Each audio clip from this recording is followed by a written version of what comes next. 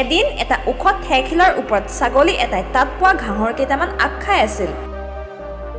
শিলৰ তলৰ পৰা চাই থকা ৰাং কুকুৰ এটাই তাক ধৰিব বিচাৰিছিল, কিন্তু ইমান ওখ ঠাইত সি বগাব নোৱাৰিলে। সেয়েহে সি ক'লে, বন্ধু, তললৈ নামি আহা। ইয়াত তুমি খাব পৰা সকলো ধৰণৰ মিঠা ঘাঁহ পাবা আৰু ইয়াৰ বাবে তুমি একো দিব নালাগে। ধন্যবাদ, ছাগলীটোৱে ক'লে। তুমি মোক খুৱাবলৈ নহয়, নিজে খাবলৈহে আমন্ত্ৰণ জনাইছা। বহুতে আপোনাক নিজৰ অৱস্থালৈ টানি নিবলৈ চেষ্টা কৰে, কাৰণ তেওঁলোক আপোনাৰ শক্তিৰ পিছত থাকে। তেওঁলোকে আপোনাক ব্যৱহাৰ কৰিব বিচাৰে আৰু আপোনাৰ পৰা যিমান পাৰে সকলো ল'ব বিচাৰে, আৰু যেতিয়া তেওঁলোকৰ উদ্দেশ্য সফল হ'ব, তেতিয়া তেওঁলোকে আপোনাক পৰিত্যাগ কৰিব। কেতিয়াও নিজৰ মৰ্যাদা হেৰুৱাই নেপেলাব।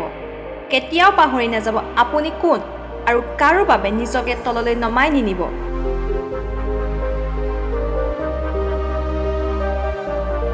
আৰু এনেধৰণৰ নতুন নতুন ভিডিঅ' পাই থাকিবৰ বাবে আমাৰ জোনাকী মটিভেশ্যন ইউটিউব চেনেলটো ছাবস্ক্ৰাইব কৰক আৰু লগতে ভিডিঅ' চাই কেনে পালে তলৰ কমেণ্ট বক্সত কমেণ্ট কৰি জনাওক আৰু লাইক এণ্ড শ্বেয়াৰ কৰক।